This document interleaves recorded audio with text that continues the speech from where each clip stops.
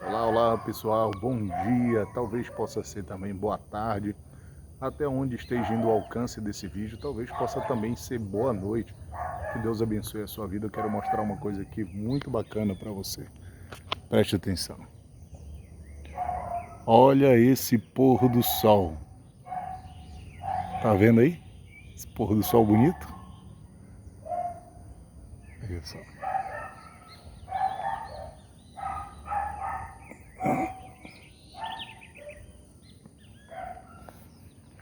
Coisa linda, não é isso? São exatamente 6 horas da manhã. O relógio está marcando 6 horas da manhã. E nós estamos aqui na frente da nossa igreja, da nossa pequena congregação, do nosso pequeno ministério, justamente com o propósito de consagrar ao Senhor. Isso mesmo, nós vamos consagrar ao Senhor.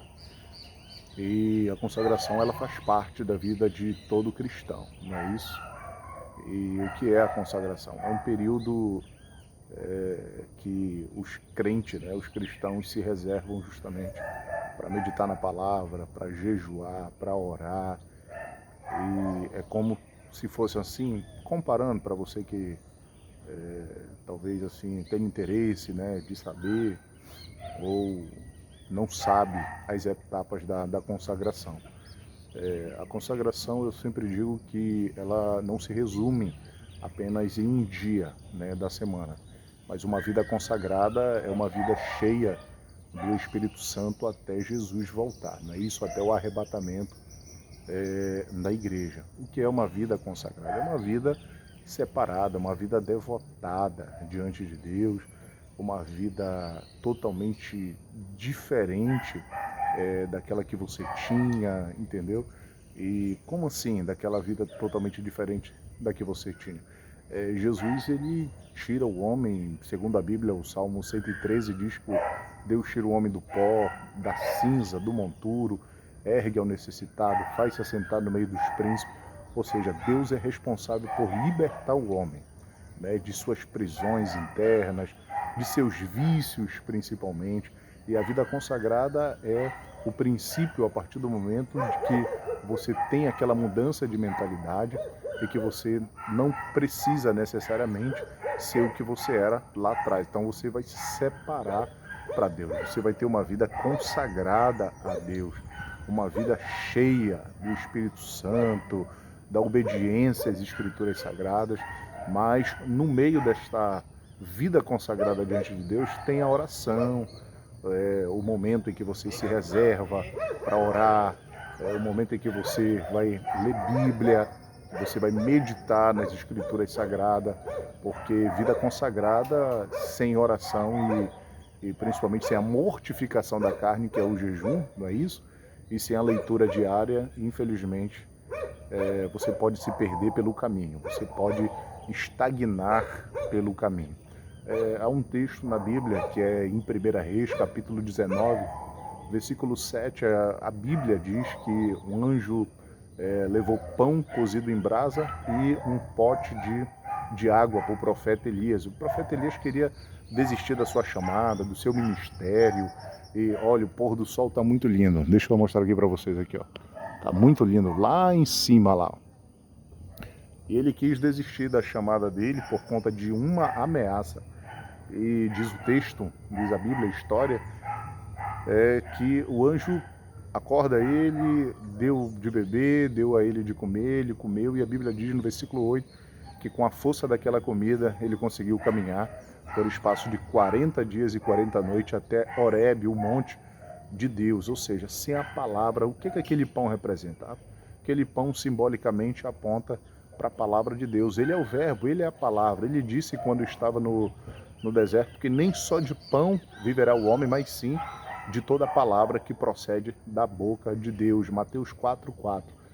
Então a nossa vida, ela não está estabilizada, alicerçada, ela não pode ficar somente de pé, apenas com a comida normal, a comida comum, pão, literalmente falando. Ô meu queridão, pão, literalmente falando. Essa vida não traz estabilidade espiritual.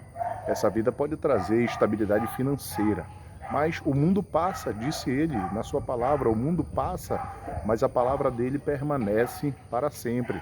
Então, em momentos em que a pessoa está desmotivado, exausto, estagnado, espiritualmente, ela precisa comer do pão, ela precisa da palavra de Deus. E uma vida consagrada é isso. Uma vida consagrada é uma vida justamente alicerçada, debruçada, esmirilada em cima das escrituras sagradas, entendeu? E o momento da oração, lembro eu, que em Atos dos Apóstolos, no capítulo 1, no versículo de número 8, Jesus fala aos discípulos, ele está dando as últimas instruções, e no versículo 8 de Atos 1, ele diz assim: olha, não saio de Jerusalém, porque do alto vocês receberão poder do Espírito Santo e vocês serão minha testemunha, tanto em Jerusalém, na Judéia, Samaria, até os confins da terra.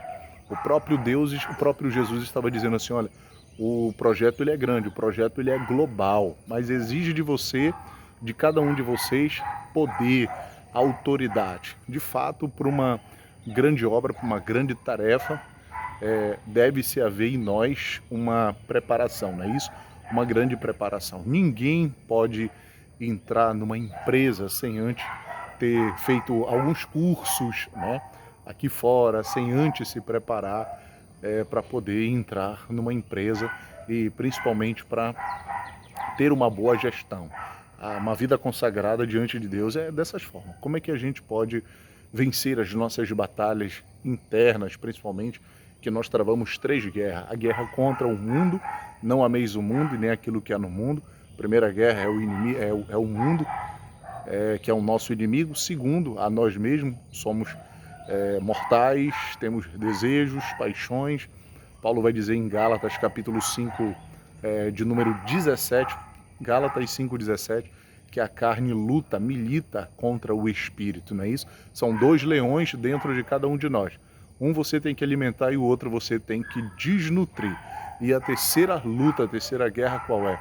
É contra principados e potestades, ou seja, contra o próprio diabo. Então, se nós não lutarmos com as armas corretas, infelizmente seremos derrotados ou pelo mundo, ou pelo diabo, ou então pela nossa própria natureza. Então, o próprio Jesus, ele disse em Atos 1:8 que nós precisamos de poder, ter autoridade.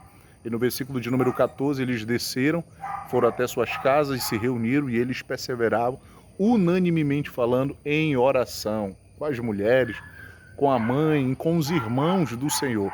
Em Atos, capítulo de número 2, eles estavam reunidos, 120 irmãos, enquanto eles estavam orando fervorosamente.